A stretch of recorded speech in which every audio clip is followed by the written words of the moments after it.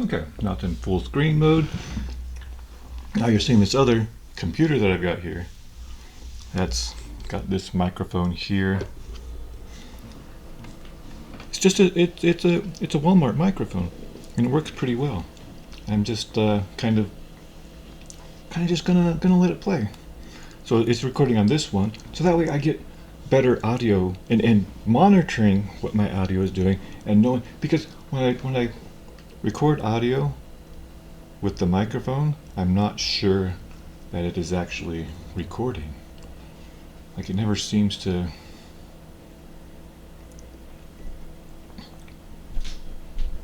I mean, I never seem to be sure if it is recording. Now I'm doing some crochet here because I like to be weird. I've got this pattern that's kind of white with speckles of color. It's cotton. I like cotton. I like how it feels in my hands when I'm, like the acrylic, I can hear it scratch against. I mean, this may be an autistic thing, or it just may be a me thing. But it's like when I feel like it, and to be honest, I think that no matter what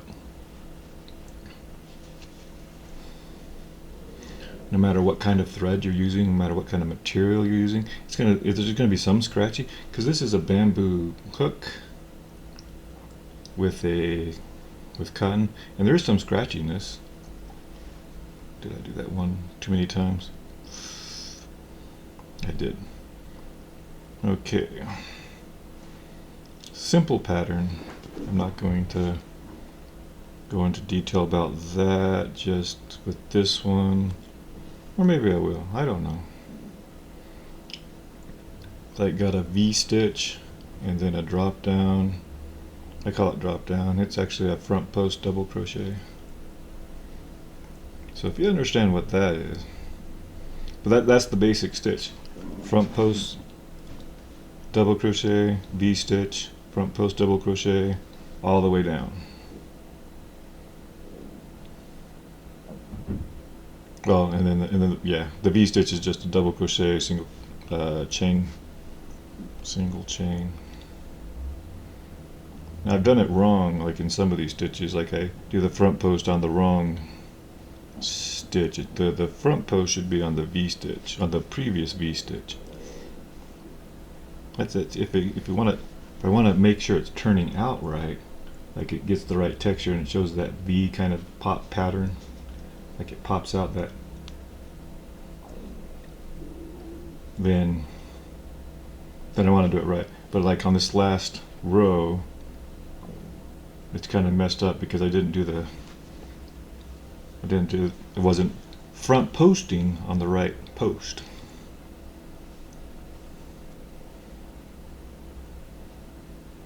And it's been like forever when I started this pattern. It's like only got like 1, 2, 3, 4, 5, 6, 7 rows. And it's probably been like years, maybe a year. I'm just pulling it out. I was kind of decided, hey, I've got this. Somebody mentioned starting crochet, and they didn't have a clue about patterns and whatnot. I go, I have a few, and I showed her pictures. Like, what? She was pretty impressed. She didn't have any idea. Like, I asked her, what kind of pattern are you using? She's like, don't know. It's like, oh, you're probably just doing chains. I did that.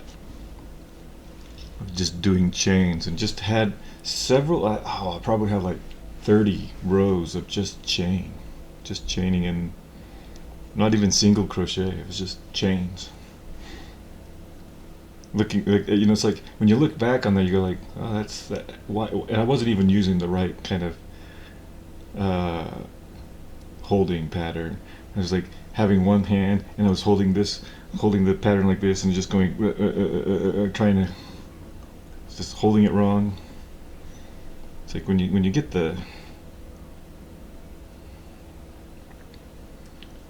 when you get the you know, like how much tension to hold, how much tension to not hold. And get better at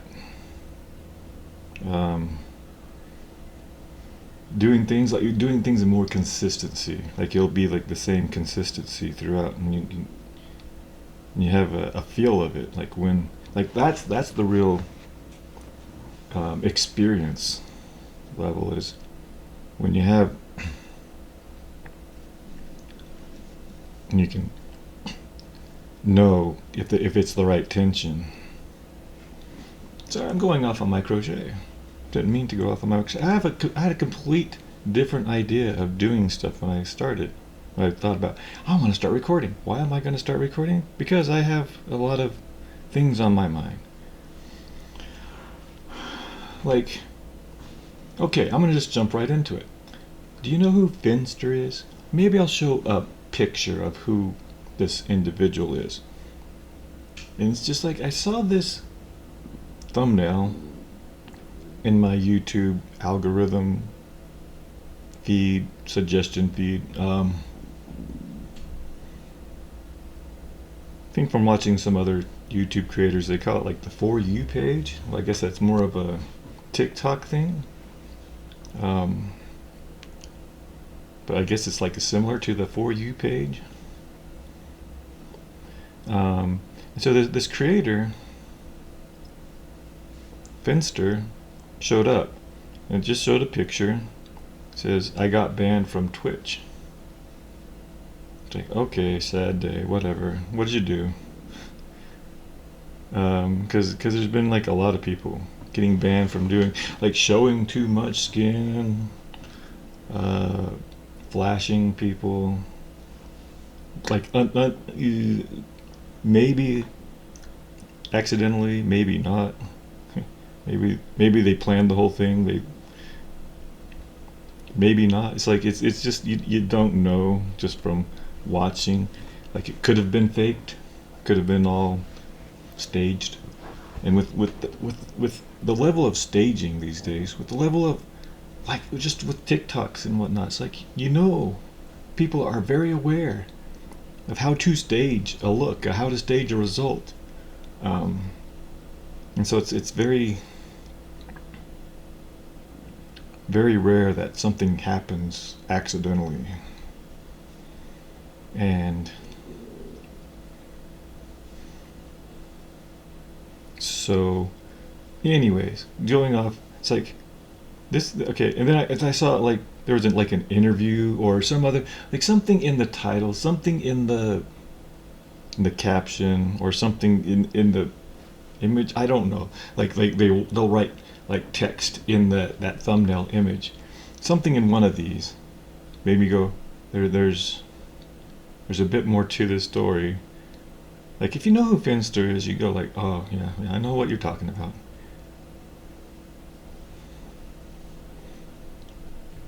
Like, I'm not trying to be like too focused on the actual thing. I don't really, it's not, I'm not trying to make it too hyperbolic, I guess. Not trying to make it too much of a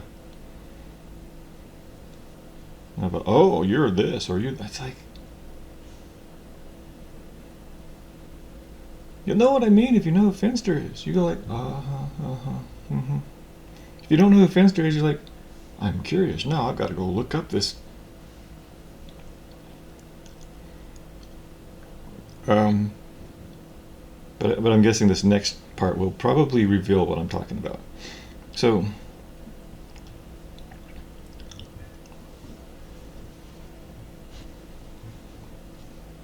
you start to question, like, what is it I'm attracted to? You go like, what? I'm more curious. What's going on here? If you know who Finster is, you're like, But I'm going to take like a different take from what you're probably guessing. It's like the whole thing is like, what am I attracted to? Why do I find? It's because a while ago somebody explained to me what e-girl and e-boy is, and I'm like, is this? This is like, no, that's not. Is this? No. And then other people that have been on the space, on the creator space for a long time say, I'm an e-girl. I'm just your, whatever typical e-girl here. It's like, okay. It really does mean somebody who's just on the internet a lot, right? E. Um, who is more about the look. Like your whole reason for even clicking on the person is their look, their image. It really has nothing to do with the content. Why they have such a strong following. It's the look. They have a specific look that's draws the attention. And it's going to be different for different people what is attractive. But for the general population, there's similarity. There's like, this is generally, like when people rank themselves, like I'm a 10, it's like, it's because of on that generality, the trends and whatnot. It's like this person would be attractive to the general populace. There's a reason. And so, but that's a general definition of e boy or e girl, is the person who just they're generally attractive. Now, different people, again, it's like you're going to find very specific things that you're attracted to. But then when it comes to generalities, there's going to be like, yeah, I can see why that's a thing. So this spinster fits in that category of general attractiveness. And again, if you're like, yep, I know who that is. Like, Like, seriously. It's like you're gonna, it's like if I showed a picture, you'd be like, oh. Like when I go into more details, you'd be like, what? It's just one of those things that just makes you go, okay, so people can put this look on a lot of things. Like there's that one, like I remember the Gremlin movie. Not the first one, like the second one, where they're in New York and they've got this lab. So they're making a whole lot of different kind of gremlins. And one of them is a female gremlin.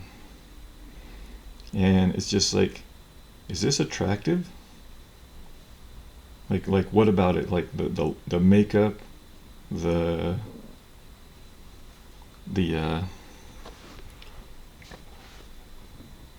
other sex appeal, I'm just going to put it like that. It's like, what is it that makes this? But you can put that look on any. You can put it on an animal. You can dress up an animal. You can make it more sexualized, and it's like, what is it that makes this? And do you want to be attracted to it? That's the general thing that I am coming to. It's like, do you want to be attracted to that? Is me doing this crochet make me less attractive because, hey, I'm a guy, but I like crochet. I mean, I'm definitely, if I can stand doing this for at least that many rows and have an idea of when I'm talking about, like, the people who know crochet go like, yeah, he definitely uses the right terminology. He knows what he's talking about, and he's holding it properly. It's like, do I like that a guy knows how to do that and can obviously, like, show the patterns? And is that attractive, or is that more of a soy boy, like a femme boy, or whatever they call it? Am I a involuntary celibate? And I use it like that, directly spelling it out, because there's some people that are saying, like, there's a difference between a female and a male involuntary celibate. It's like, why? They're both involuntary celibate, right? So wouldn't you use the same term? But they have like their incel culture and their incel groups, and so it's considered like you're not part of us, you're not one of us if you're like a female can't be in our group, kind of thing. It's like, okay. uh,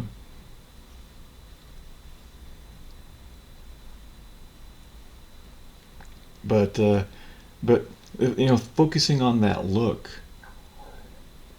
when you realize that it's the look, it makes it less attractive. Like it makes it takes away its power, or takes away a lot more of its power, so that it no longer is a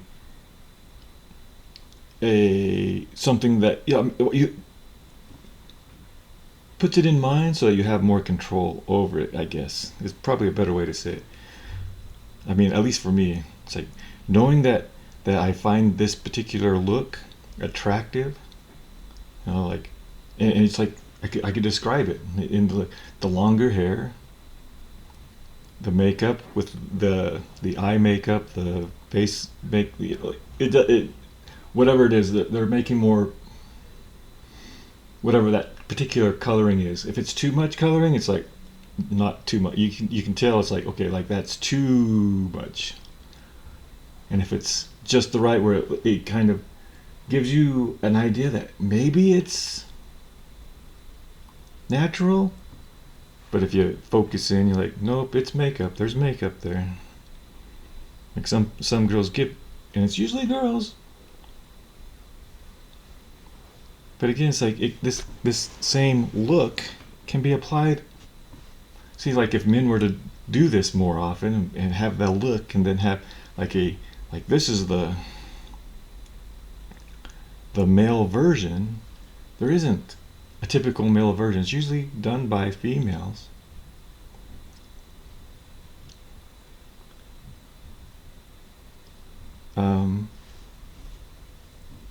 And it is a particular look, and they're pretty good at it. They get good at it, and it becomes something that's like you can look across the, like, this is why this person is popular, because they got that look down. It has nothing to do with them and their personality, or maybe a little bit to do with the personality, because some people it is their personality that's more attractive, but for the general part, it's the look. It's the how much, the particular makeup style, or the particular hairstyle, or the particular, it's particular. I'm saying that a lot. Because, you know, like other people can use makeup and it's like, but if that same individual that looks like, and they apply the right technique that gets that end result, they would be far more fitting in, I guess.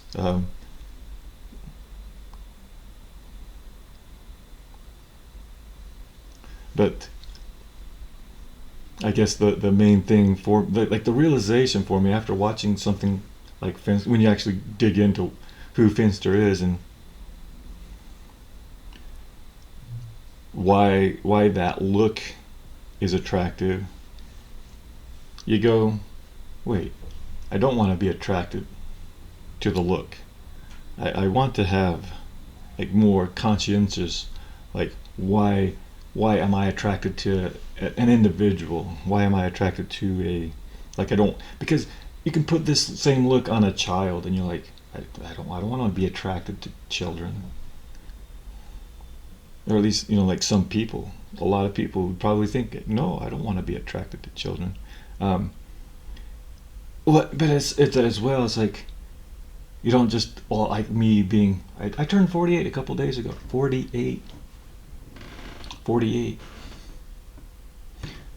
I look like I'm 48? I mean, yes, I've got a lot of gray hairs. Can you tell my gray hairs? Can you see my gray hairs? I don't have much as far as wrinkles. Not wrinkles here, not wrinkles here. I mean, sometimes they show up. Yeah, does that show up under my eyes? I don't know. Maybe my glasses hide it.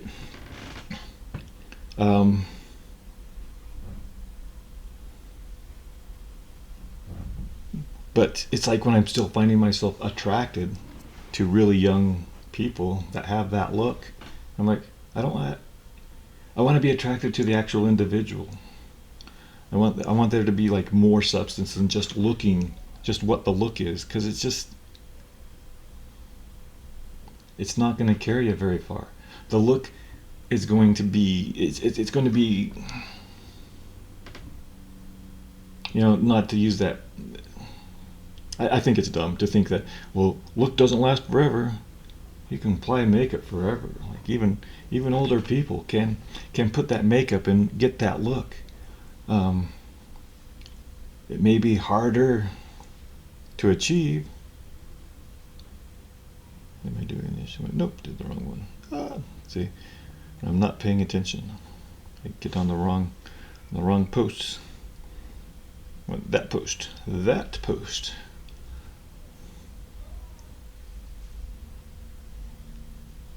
what I call it, front post, because it's on that post.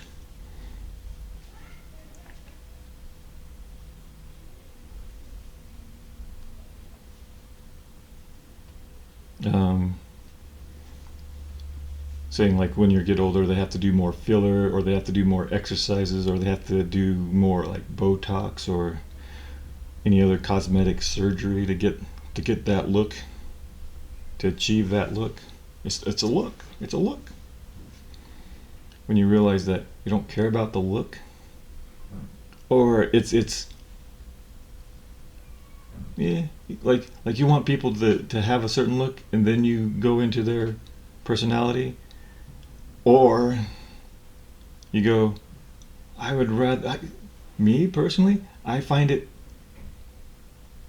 like when these, now that I've established that it's the look, it's like when you see a girl that has the look and yet she comes across as very nerdy, like she really knows her details on stuff, like, and it's usually people who know their details on stuff don't have time for makeup, because they like the studying, they like doing the research, and they don't care much about the makeup.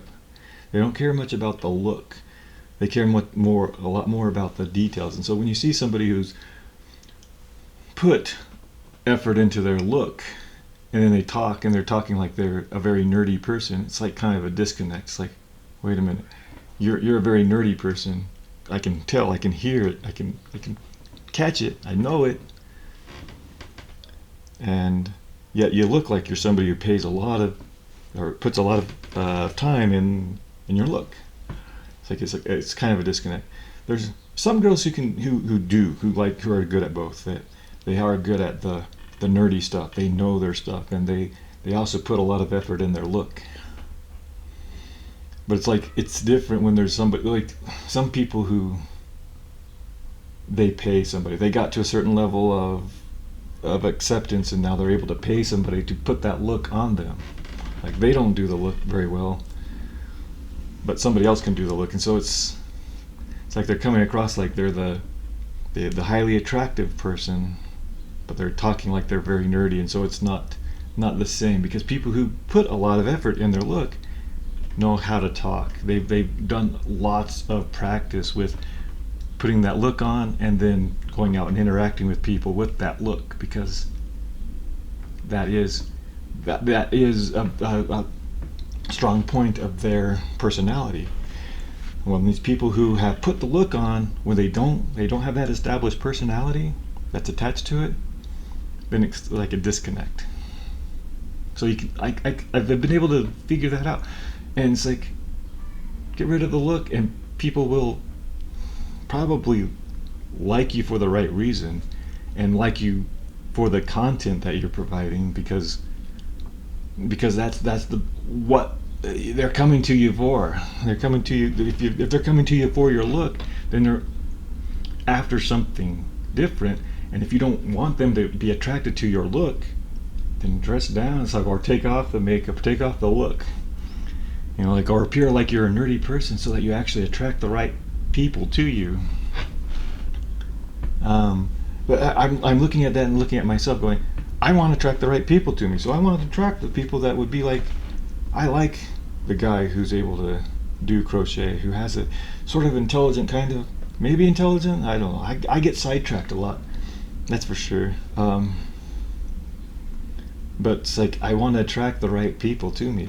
Like I'm finding that some people that are watching some of my stuff, it's like they don't really care. They don't care about the ideas I have, or or like the only videos that the one video that's done a lot of, and it's like why aren't there other people doing that kind of video stuff? Why did this video from me get a lot more get a lot more views? I don't know. It's the one where I'm showing that I can compile NeoVim on a Windows device, and it actually doesn't take very long. I mean, it takes an hour but it's like I've compiled it several times, and it takes like 5 minutes. 5 minutes to compile NeoVim, to set up all the other stuff, like to get like LunarVim to work. It's like there's it's like when you run into problems, it's like and that's like what a lot of people don't know about a lot of things. It's like setting up and working out all those bugs, and then if you do it over and over again, you're like, oh, that takes like, it would take like 10 minutes to do it if it's all working perfectly, and yet never works perfectly. It's always something going wrong, and I can spend hours and hours figuring out what bugs are wrong, or why did this or that go wrong, or even in setting up like videos like I'm doing here. It's like this took like way longer than I expected. Like all I'm doing, I'm not even don't expect to edit this much. I expect to apply this audio recording to this video recording, and just upload it directly and see how that does. Because this is the kind of stuff like talking while I crochet. I think that's the kind of continuation I want to do, because I like this kind of stuff. This is the kind of stuff like making this. This is amazing. I love this. It's a Lego. This is a Lego. This is a Lego. And if you have that set, then you know that's a Lego. It's like, but it looks cool. It looks really cool. That looks cool. This is an amazing Lego set. I mean, that's like, I think that's my favorite one. I have several. Put them on my Instagram. But yeah.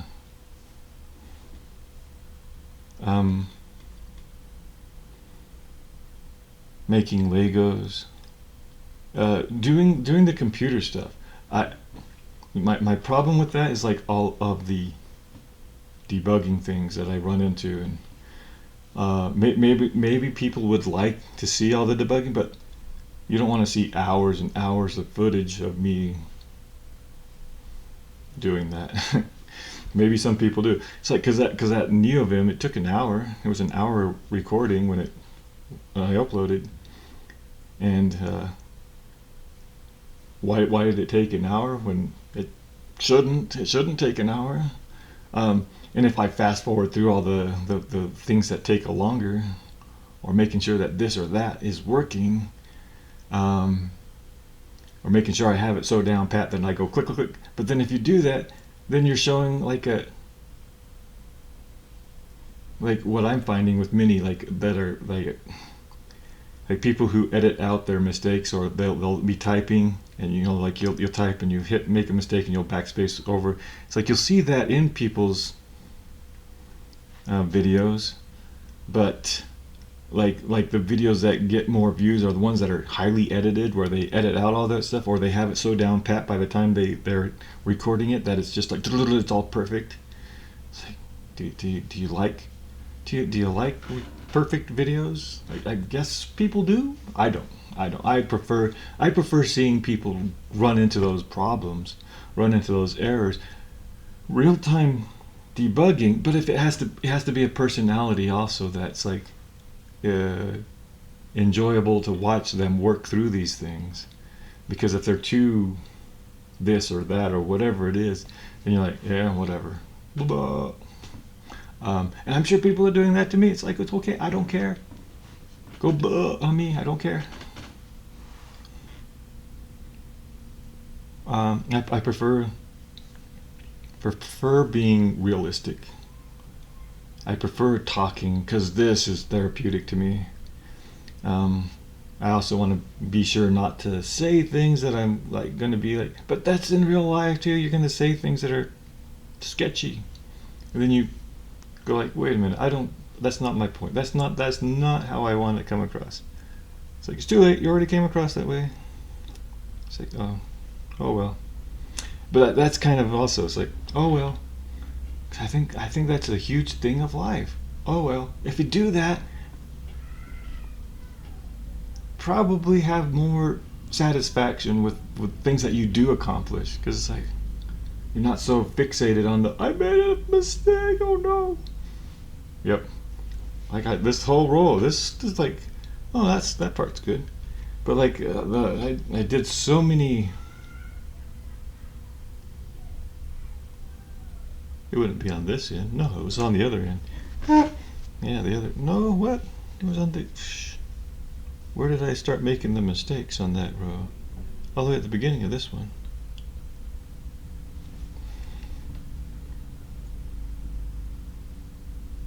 Yeah, they're all the way there.